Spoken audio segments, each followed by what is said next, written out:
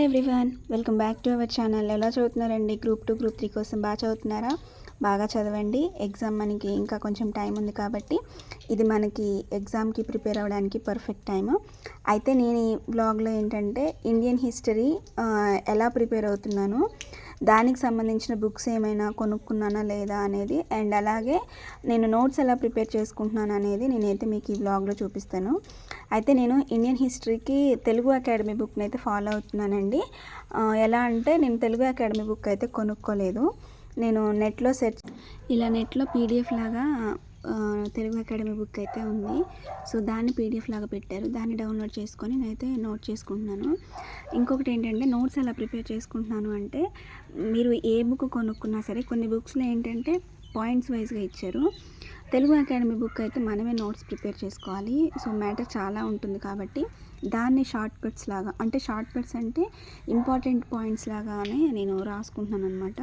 So కొన్నేమో years ఉంటాయి కదా, సో అవి ఖచ్చితంగా నోట్ చేసుకుంటున్నాను, వాటిని మాత్రం అస్సలు మిస్ చేయట్లేదు.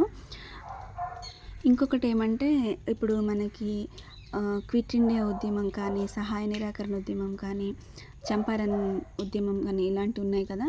సో ఇవేం చేస్తున్నానంటే నేను నోట్స్ ప్రిపేర్ చేసుకోవడం అయిపోయిన తర్వాత, ఆ చాప్టర్కి నోట్స్ ప్రిపేర్ చేసుకోవడం అయిపోయిన తర్వాత సపరేట్గా నేను ఇంకొక పేపర్లో ఇవన్నీ ఇయర్ వైజ్గా రాసుకుంటున్నాను. ఎందుకంటే మనకు ఎగ్జామినర్ ఇచ్చే పాయింట్ ఆఫ్ వ్యూలో ఆలోచిస్తే ఒక్కొక్కసారి కాలాను క్రమంగా అమర్చండి అని కూడా క్వశ్చన్స్ ఇస్తారు కదా. సో అందుకని ఇవన్నీ మళ్ళీ అంటే నేను చదివే చాప్టరు నోట్స్ లాగా ప్రిపేర్ చేసుకోవడం అయిపోయిన తర్వాత దాని పక్కనే నేను ఇవన్నీ ఒక లైన్లో అయితే రాసుకుంటున్నాను. సో దట్ మళ్ళీ చదవడానికి ఈజీగా ఉంటుంది కదా. సో అందుకని అలా అయితే నేను రాసేసుకుంటున్నాను అనమాట. మీరు ఫస్ట్ టైమే ప్రిపరేషన్ స్టార్ట్ చేసి ఇప్పుడే గ్రూప్ 2కి ప్రిపరేషన్ స్టార్ట్ చేసిన వాళ్ళైతే మీరు ఇండియన్ హిస్టరీకి ఏ ఆథర్ బుక్ కొనుక్కున్నా సరే, తెలుగు అకాడమీ బుక్ అనే కాదు, సో మీరు ఏ ఆథర్ బుక్ కొనుక్కున్నా సరే మీరు ఫస్ట్ ఒకసారి అయితే మీకు ఇచ్చిన సిలబస్ వైజ్గా ఆ టాపిక్స్ని చదవండి. ఆ తర్వాత మీరు నోట్స్ అయితే ప్రిపేర్ చేసుకోండి. మనకి నోట్స్ ఏంటంటే మళ్ళీ ఇంకొకసారి బుక్ అంతా చదవడం అంటే కొంచెం కష్టం కదా. సో రివిజన్ చేసే టైంలో ఏంటంటే మనకి ఈజీగా అనిపిస్తుంది. మీకు ఇంపార్టెంట్ అనిపించింది మాత్రమే రాయండి. కొంతమంది ఏం చేస్తారంటే, ఇప్పుడు మనకి ఇంటర్నెట్ అవైలబుల్లో ఉంది కాబట్టి కొంతమంది నోట్స్ పీడిఎఫ్ లాగా పెడుతున్నారు. సో దాన్ని ఫాలో అవుతూ ఉంటారు, అది కూడా మంచిదే.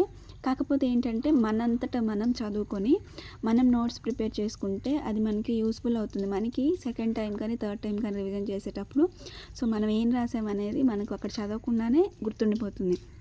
సో అందుకని నా సజెషన్ ఏంటి అంటే, మీరు ఇంటర్నెట్లో ఒకవేళ ఎవరైనా నోట్స్ పీడిఎఫ్ లాగా పెట్టుంటే అది చదివినా సరే మీ ఓన్గా మీరు బుక్ను చదివి దాని ప్రకారం మీరైతే నోట్స్ ప్రిపేర్ చేసుకోండి. దానివల్ల ఏంటంటే మనమే చదివి మనమే నోట్స్ ప్రిపేర్ చేసుకుంటాం కాబట్టి మనకి సెకండ్ టైం చదివేటప్పుడు కొంచెం ఈజీ అవుతుంది, మనకి రివిజన్ టైంలో బాగా యూజ్ అవుతుంది. ఇంకొకటి నెక్స్ట్ నేను ఇండియన్ హిస్టరీకి సంబంధించి తెలుగు అకాడమీ బుక్నే చదువుతున్నాను కాబట్టి థియరీ పార్ట్. సో నేను దానికైతే సపరేట్గా ఆబ్జెక్ట్ బిట్స్ ఇంకే పబ్లికేషన్ కొనలేదండి, ఓన్లీ తెలుగు అకాడమీ బుక్నే కొన్నాను. ప్రశ్నల నిధి అని ఉంటుంది, సో దాన్నే నేను కొన్నాను అనమాట. ఇందులో ఏంటంటే మొత్తం 5 పార్ట్స్ ఉంటాయి. సో ఒక్కొక్క పార్ట్లో వచ్చేసి 600 to 700 క్వశ్చన్స్ అయితే ఉంటాయి, మల్టిపుల్ చాయిస్. సో నేను దాన్నే ప్రిఫర్ చేశాను, ఎందుకంటే నా దగ్గర ఈ బుక్ ఉంది కాబట్టి. నేను ఇంకా నోట్స్ ప్రిపేర్ చేసుకోవడం అంటే మ్యాటర్ అంతా చదివి దానిలో ఇంపార్టెంట్ పాయింట్స్ రాసుకోవడం ఎవరైనా చేస్తారు. సో మనం అలా కాకుండా నోట్స్ అంటే ఏంటంటే మీరు ఎంత లాంగ్ మ్యాటర్ అయినా చదవండి, ఒక 2-3 పేపర్స్ ఏదన్నా చదవండి. ఆ 2-3 పేపర్స్ని మీరు ఒక 5 or 6 పాయింట్స్లో వచ్చేటట్టు రాసుకోవడమే నోట్స్. సో నాకు తెలిసి అయితే నోట్స్ అంటే ఏంటంటే సెకండ్ మెమరీ. ఫస్ట్ మెమరీ మనం చదివిందంతా గుర్తుంచుకోవడం, సెకండ్ మెమరీ దాన్ని షార్ట్ చేసి రాసింది సెకండ్ మెమరీ నోట్స్. సో నా పాయింట్ ఆఫ్ వ్యూలో అయితే నేను ఇలానే అనుకుంటాను. సో మీరు ఎంత మ్యాటర్ అయినా చదవండి, చదివిన దాన్ని షార్ట్ చేసిన తర్వాత మళ్ళీ మనం నోట్స్ రివిజన్ చేసేటప్పుడు మనం చదివిన ఆ లాంగ్ మ్యాటర్ అంతా గుర్తుండాలి. సో అలా గుర్తుండేటట్టు మీరు నోట్స్ని ప్రిపేర్ చేసుకోవాలి. నోట్స్ ప్రిపేర్ చేసుకునేది మనం ఇంకొకసారి బుక్ జోలికి వెళ్ళకుండా ఓన్లీ నోట్స్లోనే చదువుకోవడానికి కాబట్టి. సో నోట్స్ మీరు అలా ప్రిపేర్ చేసుకోండి. మనం నోట్స్ రివిజన్ చేసేటప్పుడు మనం బుక్లో ఏదైతే మ్యాటర్ చదువుతామో ఆ మ్యాటర్ అంతా మీరు రాసిన ఒక పాయింట్లో మీకు గుర్తుండిపోవాలన్నమాట. సో అలా మీరు నోట్స్ అయితే ప్రిపేర్ చేసుకోండి. దాంట్లో ఉన్న మ్యాటర్ అంతా, బుక్లో ఉన్న మ్యాటర్ అంతా రాయకుండా మీరు చదివిన ఏ మ్యాటర్ అయినా సరే దాన్ని షార్ట్ చేసి ఒక 5 or 6 పాయింట్స్లో రాయండి. మళ్ళీ మీరు చదివేటప్పుడు అది గుర్తుండిపోవాలి. అట్లా నోట్స్ ప్రిపేర్ చేసుకోవడం అని నేను అనుకుంటున్నాను.